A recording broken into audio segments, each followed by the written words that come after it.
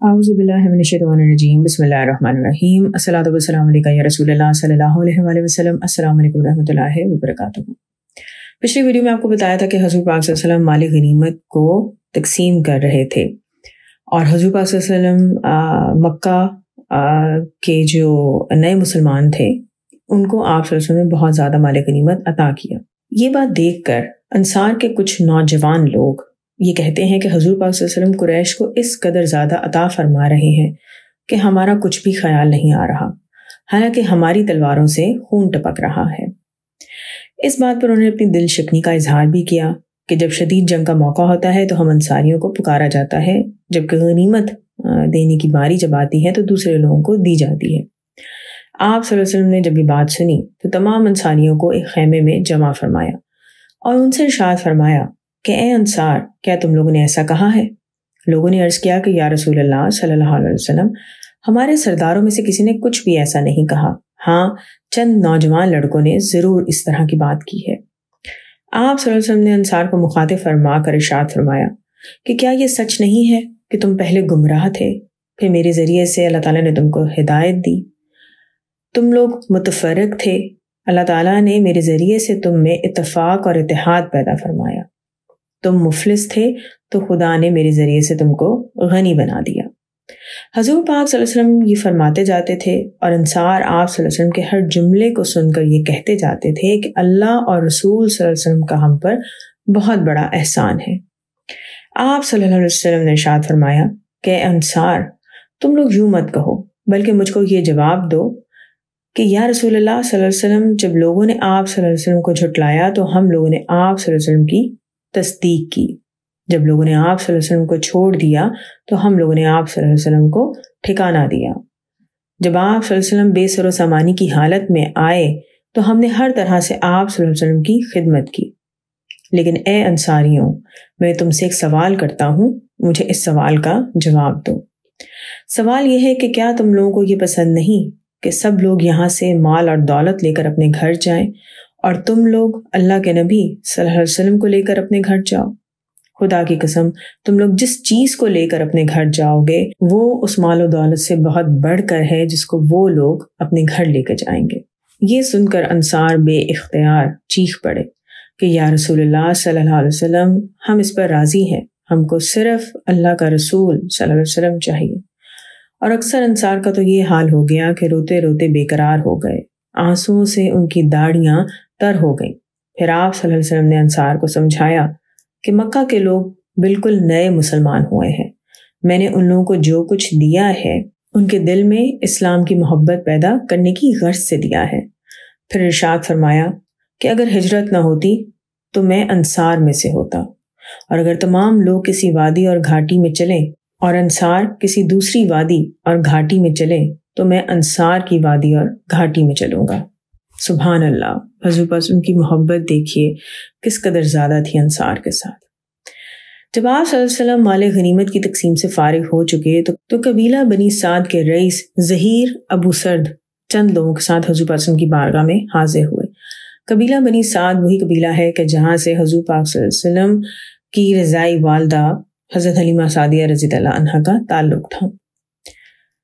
قبیلے نے حضور پاک صلی اللہ علیہ وسلم سے جنگ کے قیدیوں کی رہائی کے بارے میں درخواست پیش کی، اور اس موقع پہ قبیلہ کے رئیس ظہیر ابو سرد نے ایک بہت ہی مؤثر تقریر کی، جس کا خلاصہ یہ تھا کہ اے محمد صلی اللہ علیہ وسلم، آپ نے ہمارے خاندان کی ایک عورت حلیمہ کا دودھ پیا ہے۔ آپ نے جن عورتوں کو یہاں پر قید کر رکھا ہے ان میں سے بہت سی آپ صلی اللہ علیہ وسلم کی رضائی پھپھیاں اور خالائیں ہیں۔ خدا کی قسم، اگر عرب کے بادشاہوں میں سے کسی بادشاہ نے ہمارے خاندان کی کسی عورت کا دودھ پیا ہوتا تو ہم کو اس سے بہت زیادہ امیدیں ہوتی، اور آپ صلی اللہ علیہ وسلم سے تو اور بھی زیادہ ہماری توقعات وابستہ ہیں، لہٰذا آپ صلی اللہ علیہ وسلم ان قیدیوں کو رہا کر دیجیے۔ یہ تقریر سن کر حضور پاک صلی اللہ علیہ وسلم بہت زیادہ متاثر ہوئے، اور آپ صلی اللہ علیہ وسلم نے فرمایا کہ میں نے آپ لوگوں کا بہت زیادہ انتظار کیا مگر آپ لوگوں نے آنے میں دیر کر دی۔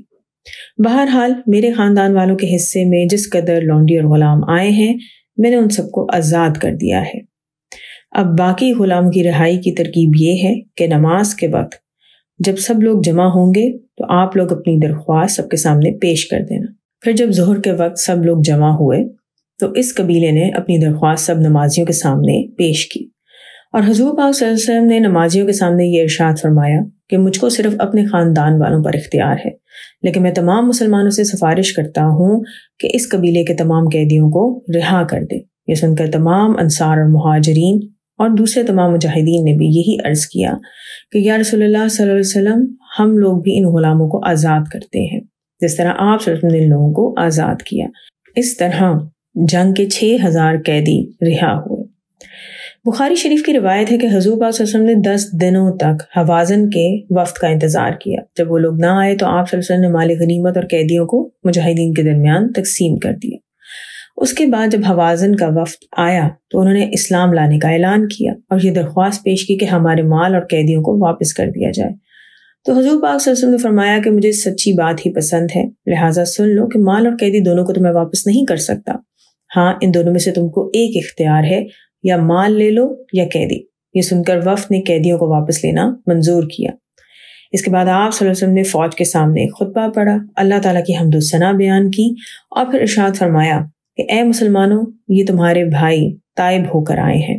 اور میری رائے یہ ہے کہ ان کے قیدیوں کو واپس کر دوں، تو تم میں سے جو خوشی خوشی اس کو منظور کرے وہ اپنے حصے کے قیدیوں کو واپس کر دے، اور جو یہ چاہے کہ ان قیدیوں کے بدلے میں اس کو دوسرے قیدی ملے،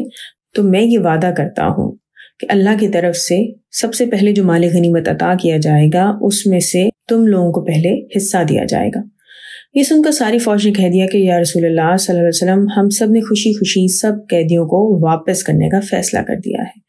آپ صلی اللہ علیہ وسلم نے ارشاد فرمایا کہ اس طرح پتہ نہیں چلتا کہ کس نے اجازت دی اور کس نے نہیں دی، لہٰذا تم لوگ اپنے اپنے سرداروں کے ذریعے مجھے خبر دے دو۔ پھر ہر قبیلے کے سردار نے حضور پاک کی بارگاہ میں آ کر عرض کیا کہ ہمارے قبیلے والوں نے خوش دلی کے ساتھ اپنے حصے کے قیدیوں کو واپس کر دیا ہے۔ اس کے علاوہ حضور پاک صلی اللہ علیہ وسلم نے حوازن کے وفد سے دریافت فرمایا کہ مالک بن عوف کہاں ہیں؟ انہوں نے بتایا کہ وہ طائف کے علاقے میں ثقیف کے قبیلے کے ساتھ موجود ہیں۔ آپ صلی اللہ علیہ وسلم نے فرمایا کہ تم لوگ ان کو خبر کر دو کہ اگر وہ مسلمان ہو کر میرے پاس آ جائے تو میں اس کا سارا مال اس کو واپس کر دوں گا،